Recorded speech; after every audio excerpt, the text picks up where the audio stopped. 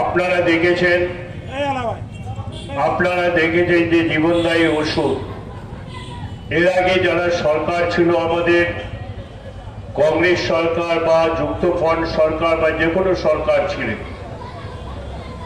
14 বছর এই সরকার চলছে তৃতীয়বারের সরকার প্রায় 2014 সালে এরা ক্ষমতায় এসে আজকে 24-25 প্রায় 11 বছর এই সরকার চলছে।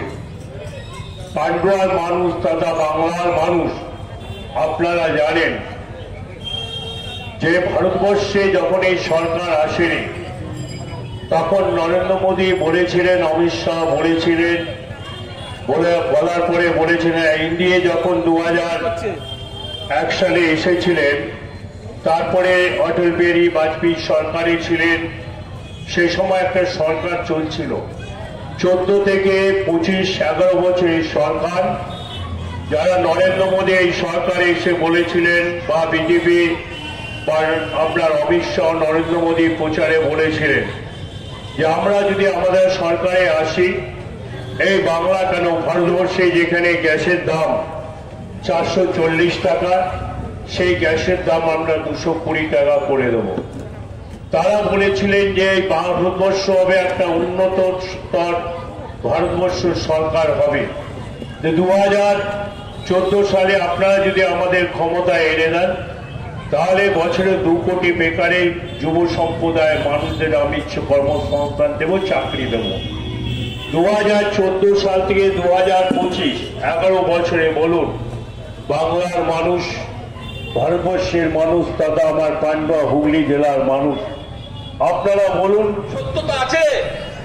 পরীক্ষা দিয়ে তারা কি সবাই 34 বছরের চাকরিগুলো পেয়েছিল?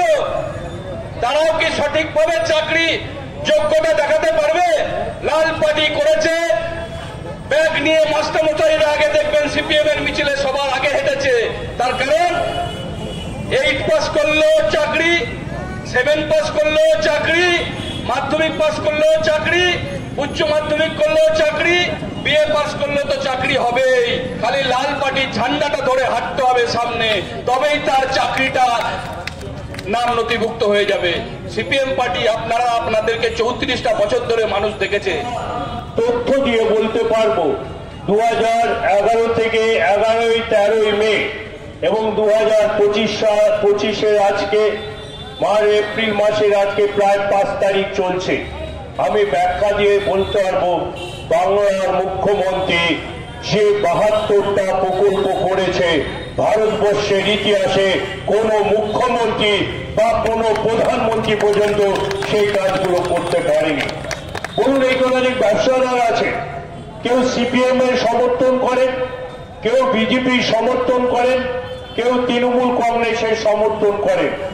বলুন যে সিপিএম এর লোক জোনাল অফিসে গুটি কয়েক আছে বা এখানে কয়েকটা দোকান রয়েছে তারা সিপিএম সমর্থন করেন, অথচ মমতা বন্দ্যোপাধ্যায় 72টা প্রকল্পের মধ্যে আপনার বাড়িতে 5টা থেকে 10টা প্রকল্প আপনার বাড়ির লোক পেয়েছে এবং বিজেপি যারা নেতৃত্ব বলে, যারা জয় শ্রীরাম বলে, তাদের বাড়িতে মমতা বন্দ্যোপাধ্যায় উন্নয়নের প্রকল্প ঢুকে গেছে। মিথ্যা কথা বলতে পারবেন না। আর ভারতবর্ষে একটা দল আছে কুখ্যাত দল, যে দল আমি তো মনে করি যদি ভারতবর্ষে যদি আমি সাংসদ হতাম, পার্লামেন্ট তোলপাড় করে দিতাম, এই নিমল খামের দল, এই বেইমানের দল যারা দেশকে স্বাধীন মনে মানেনি, যারা 1947 সালে দেশ স্বাধীন হয়েছিল তখন একটা শিশু থেকে বৃদ্ধ আবাল পর্যন্ত যারা আপনার প্রদীপ জ্বালিয়ে মোমবাতি জ্বালিয়ে তেরঙ্গা ঝান্ডা নিয়ে বন্দে মাতরম ধ্বনি দিয়ে দেশ স্বাধীন করেছিল, মেনে নিয়েছিল। আর তখন ডক্টর শ্যামাপ্রসাদ মুখোপাধ্যায়, লালকৃষ্ণ আদবানি, অটল বিহারী বাজপেয়ীর মতো নেতারা সেই কাশ্মীরের উপত্যকায় গিয়ে কালো ঝান্ডা তুলে বলেছিল এ আজাদি ঝুটা হ্যায়, ভুলো মত ভুলো মত। তারা দেশকে স্বাধীন বলে এখনো মানেনি।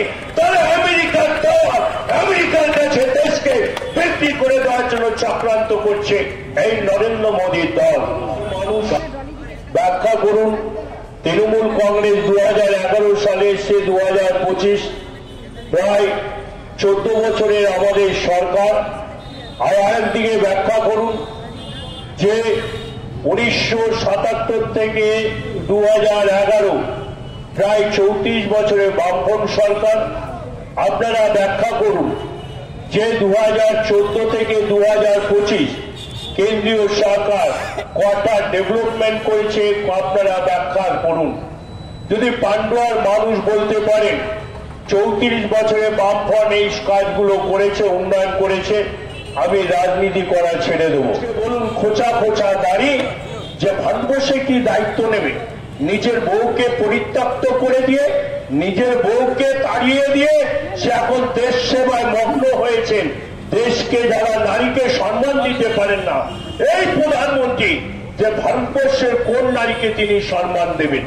আজকে ভারতবর্ষ থেকে বিক্রি করে দিয়েছে, আদানিকে বিক্রি করে দিয়েছে, আম্বানির কাছে বিক্রি করে দিয়েছে, ললিত মোদী বিক্রি করে দিয়েছে, যশস্বীর কাছে বিক্রি করে দিয়েছে, এয়ারলাইন বিক্রি করে দিয়েছে, আপনার যে রেল বিক্রি করে দিয়েছে, এলআইসি বিক্রি করে দিয়েছে। ভারতবর্ষের একটা কুলাঙ্গার সরকার চলছে। কেন্দ্রীয় সরকারের তরফ থেকে জীবনদায়ী ওষুধের দাম বাড়িয়ে দিয়েছে, এই আপনার কি বক্তব্য? হ্যাঁ, যেভাবে কেন্দ্রীয় সরকারের তরফ থেকে এই জীবনদায়ী ওষুধগুলোর দাম বাড়িয়ে দিয়েছে, এই নিয়ে আপনার কি বক্তব্য? কি আর বক্তব্য থাকবে? ভারতবর্ষটাকেই তো বিক্রি করে দিয়েছে। এখন মানুষের জীবন নিয়ে খেলছে, মানুষের রক্ত খাবে, মানুষের কলজে খাবে, মানুষের কিডনি খাবে, এটাই তো। এর আগে সরকার ছিল, হয়তো জিনিসের দাম বাড়তে পারে অন্য কিছু, কিন্তু জীবনদায়ী ওষুধ যেটা মানুষের মরণ বাঁচনের লড়াই, যে ওষুধ, সেই ওষুধ গরিব মানুষ একটা ওষুধ কিনতে গেলে যা আগে যে ধরুন 1-2 টাকা বা 3 টাকা যে ওষুধের দাম ছিল, সেখানেও 39% বাড়িয়ে দিয়েছে। সেই ওষুধ কি করে কিনবে? মানুষকে তো মেরে ফেলার চক্রান্ত করছে। এজন্য আমরা তো আমাদের সরকার মমতা বন্দ্যোপাধ্যায় এবং আমাদের দল রাস্তায় নেমেছে, লক্ষ লক্ষ মানুষ রাস্তায় নেমেছে যে অবিলম্বে জীবনদায়ী ওষুধের দাম কমাতে হবে। যতক্ষণ না কমাবে আমাদের আন্দোলন চলবে। আর এই সরকার বেশি দিন আর থাকবে না। কেন্দ্রীয় সরকার যেভাবে ভারতবর্ষটাকে শেষ করার চক্রান্ত করেছে।